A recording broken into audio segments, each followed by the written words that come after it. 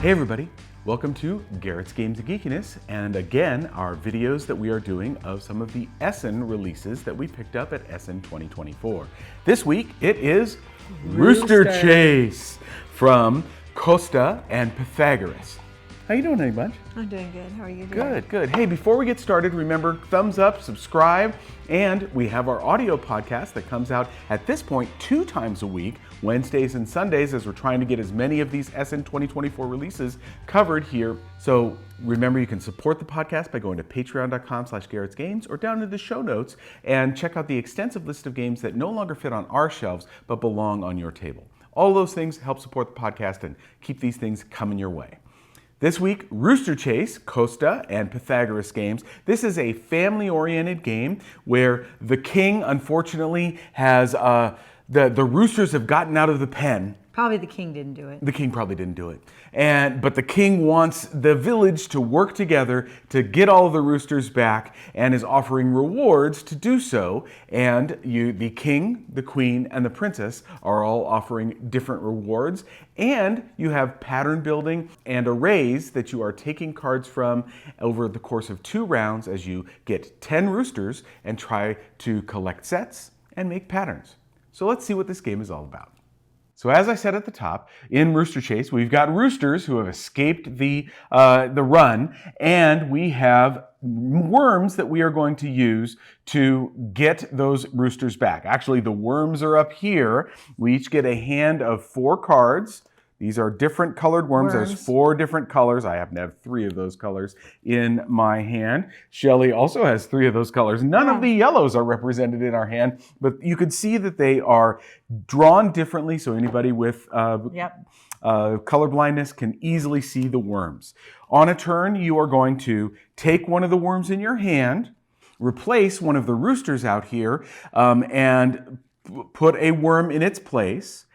Taking that rooster into your hand, possibly, as you collect roosters, fulfilling what the king, queen, or princess wants in terms of specific roosters that they want collected at a time, and maybe fulfilling one of the patterns of worm types that also score points.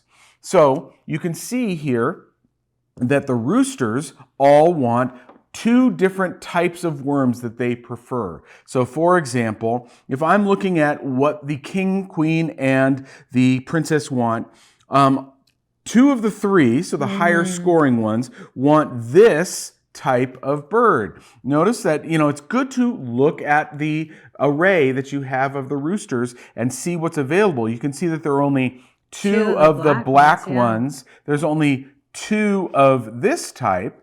And I should say that the array is bigger with 3, 4, and it can play with even 5 players here. And so the array would be bigger, and you'd have more choices. So there's only 2, but then there's a lot of this crazy chicken, and there's 3 of this with its wings spread out, exactly. And notice that 2 of the royals want that crazy chicken in their collection, and one of the royals, the king, wants that black and that other one that there are fewer of. So and always these are going to change too, so that they're going to want different things. Exactly, right. Once somebody takes it, boom, there's the next one that is available, but you don't know that. So I'm looking at this and I'm saying, okay, I need to make sure that I get one of the black and the gold ones, but I also want to make sure that I get a couple of these. So, which ones am I going to do? Well, I can look and see that black is preferred by these right here. So maybe I'm going to take this black worm and I am going to take it here. I'm going to take this rooster, place the worm in its place, and this one, because I used one of its preferred, put this in my hand, I get to draw one of the worms over here. And since I placed a black, I'm going to probably want to take a black, because Shelley's going to explain the whole pattern thing here in a minute. Now, he could have taken from the top if he had preferred, obviously, as well. Exactly. And I'm sad because he has a black one. in his Right, hand, and and I know they're- that. yeah. So, I probably would have gone here and done a black one, but since he took black, I'm probably not going to do that because then I would be setting him up to make one of these patterns on these other sides. So let's talk a little bit about these patterns. So Why the don't you- patterns here, so let's say I did take this one and used a black to fill it in and took this here and put this one into my hand. Then Doug's going to go, oh, great. she gets to draw a card, so maybe because she I takes a matched blue. color. Mm-hmm.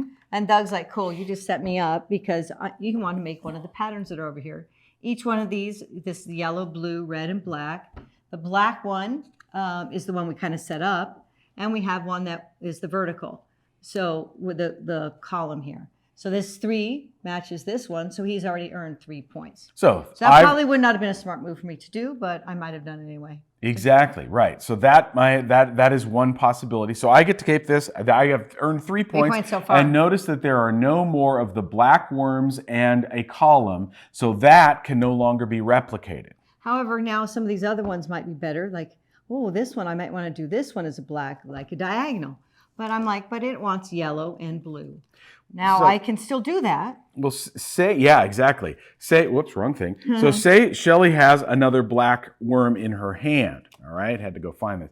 Or I can use a color. I could have used blue and match it and still replace my card. Right. But instead, she's like, oh, well, I've got to take advantage of the fact that I can get some of these points from the patterns. Well, she could, especially because there are fewer of these, she maybe's like, okay, I'm going to do this. I want to make sure I get one of those chickens. She has the L shape now, so she gets this pattern.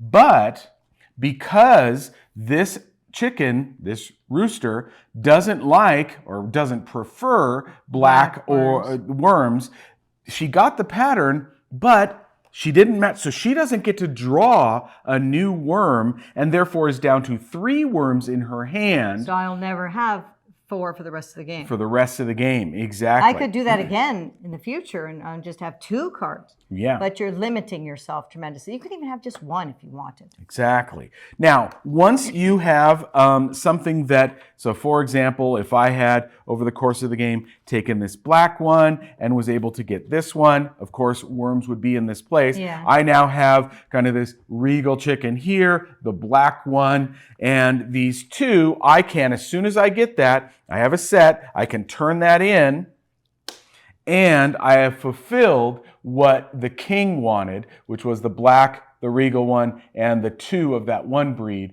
And now I've earned 7 points, and I get that in my So far score you have as 10 well. points. So. Yes.